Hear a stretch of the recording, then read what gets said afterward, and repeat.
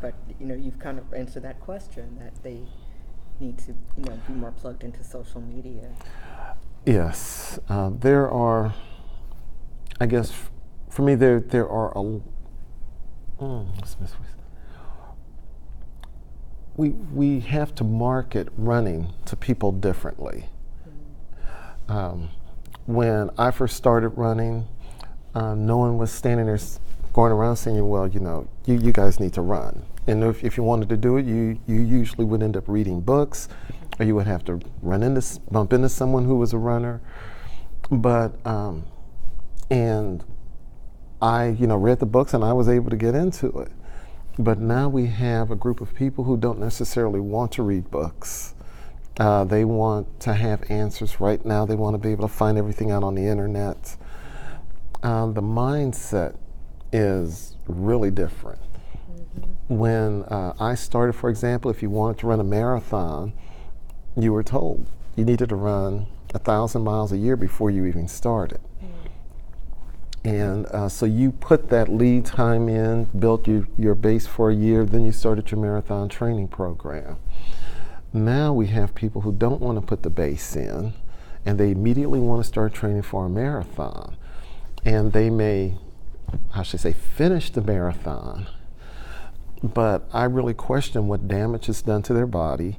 And I also try to look 30 or 40 years into the future, and I ask myself, is this person still going to be doing it at that time? And that's one of the things I think a running club brings to runners is experienced runners who can, talk to them from the time the person says, I want to run a marathon. The experienced runners would say, well, these are the things you need to do in order to do it correctly. And they would better advise the person rather than the person going to the internet, printing off a program and saying they're going to follow this program. So with the older running clubs, you have a lot of experience there. And I would look at individuals who, when I was younger, I looked at individuals who were older and looked at how much they were running and said, okay, so there must be a good balance here. With a running club can keep a person in check. They can serve as kind of that reality check. And especially when they have someone who wants to pursue a particular running goal. And with a running club, you may have 3 or 4 people that have already done it. And those 3 or 4 people can keep saying, well, yes, your plan says this, but reality sets in. You don't want to do that because you will get injured.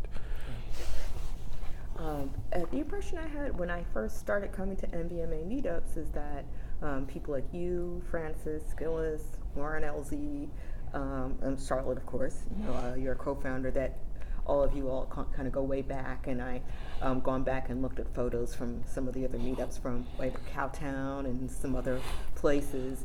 Would that be fair to say that you guys go way back and have gotten close? And if so, what was your impression when you first heard about these other runners, these other teams? Well, it's funny. We were just talking about that today.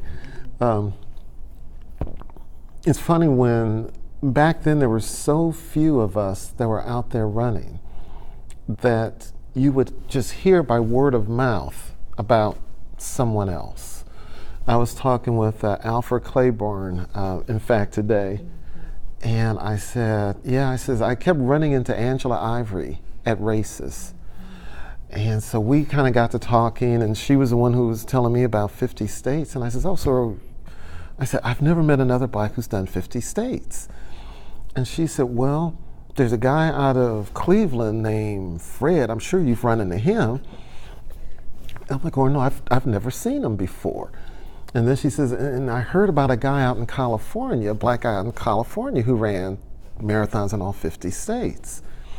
And it's funny when having these conversations, it's always just a matter of fact type of conversation. And I'm sure it's so few of us, you've run into this person before. And so with the Black Marathoners Association, I've actually been able to now meet all these different people.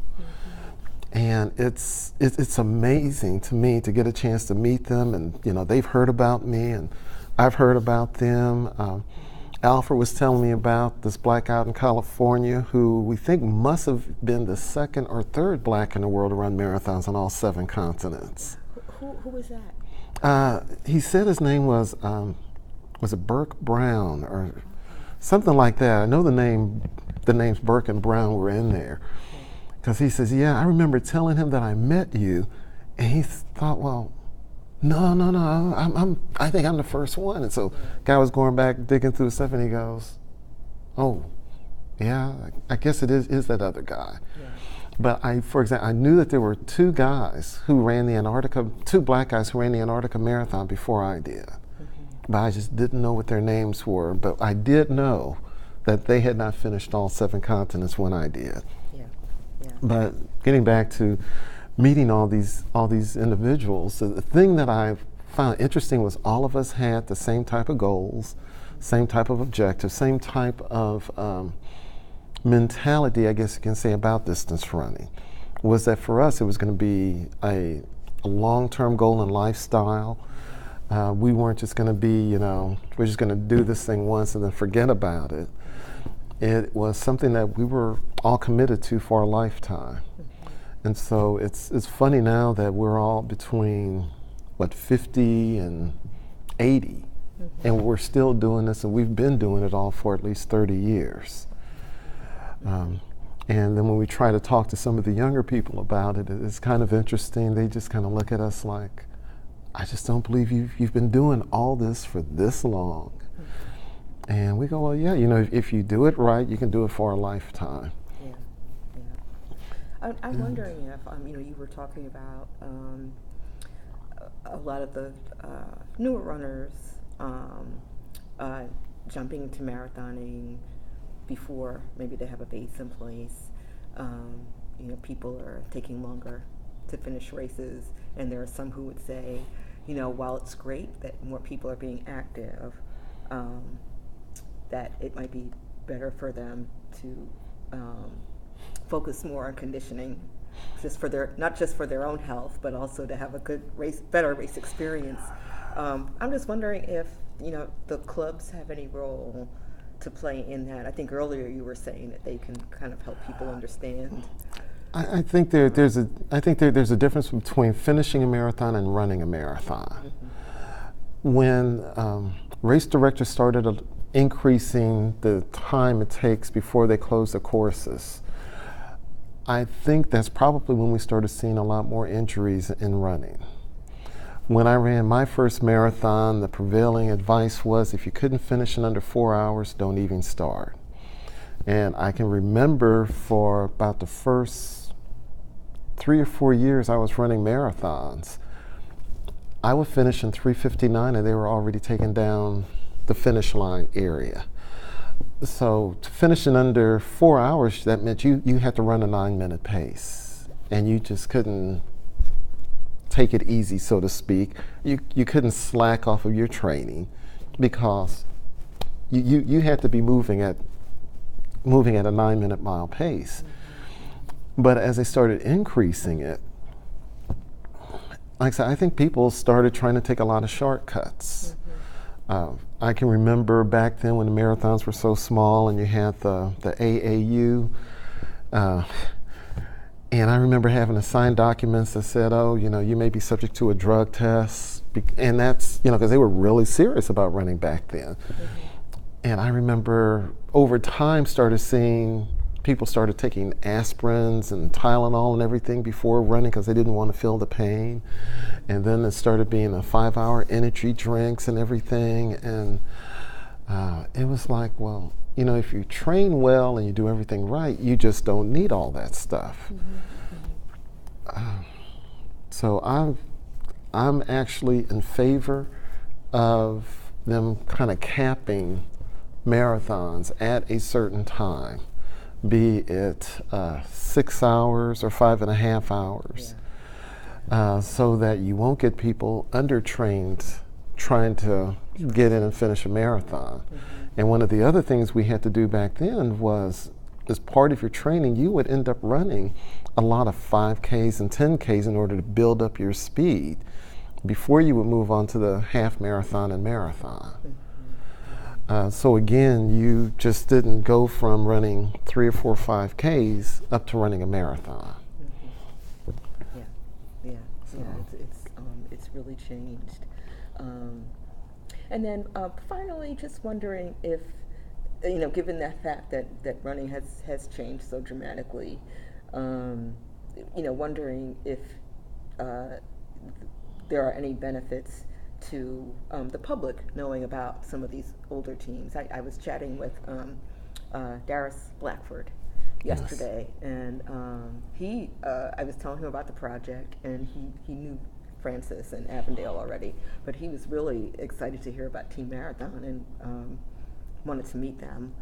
He's hoping to incorporate them into some things he's doing. I'm just wondering if, with all the changes that have happened in the sport, if you see any benefits to people knowing about some of these older running teams. Oh, yes. I think that the older running teams bring experience, and lots of it. There are individuals who have tried to start local running groups, and because of all the injuries associated with running, that you have people that will get into it for maybe a year or two, get injured, and you never see them again. And the older running clubs can partner with the newer ones and give them advice on training, stretching, things that they really need to do in order to balance out their running program. Within our Facebook group, for example, I can tell we get a lot of new runners in our Facebook group, primarily because they know we have a lot of experienced runners there.